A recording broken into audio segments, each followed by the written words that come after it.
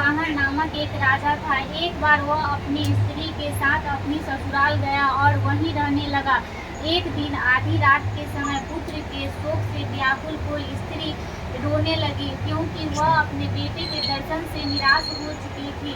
उसका पुत्र मर चुका था। वह रोती हुई कहती थी, हाय मुझ बूढ़ी माता के सामने मेरा बेटा मरा जा रहा है। उसका रुदन सुनकर राजा जिमुतवाहन का तो मनोहृदय विदीर्ण हो गया। पास गया और उससे पूछा, तुम्हारा बेटा कैसे मरा है? बूढ़ी ने कहा, गरुड़ प्रतिदिन आकर गांव के लड़कों को खा जाता है। इस पर दयालु राजा के शरीर का मांस खाने लगा।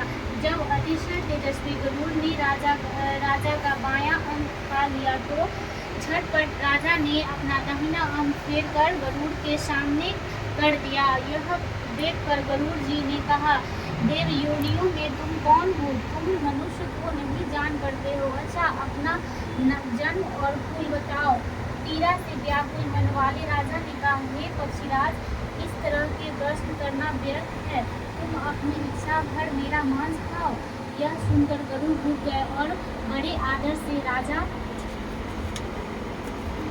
के जन्म और कुल की बात पूछने लगे। राजा ने कहा, मेरी माता का नाम सौव्या है और मेरे पिता का नाम शालिवाहन है। सूर्य वंश में मेरा जन्म हुआ है और जिमुतवाहन मेरा नाम है। राजा की दयालुता देखकर गरुड़ ने कहा, हे महाभाग, तुम्हारे मन में जो अभिलाषा हो वह वर मांगो। राजा ने कहा, हे पक्षीराज, यदि आप मुझे वर दे रहे हैं तो वर दीजिए कि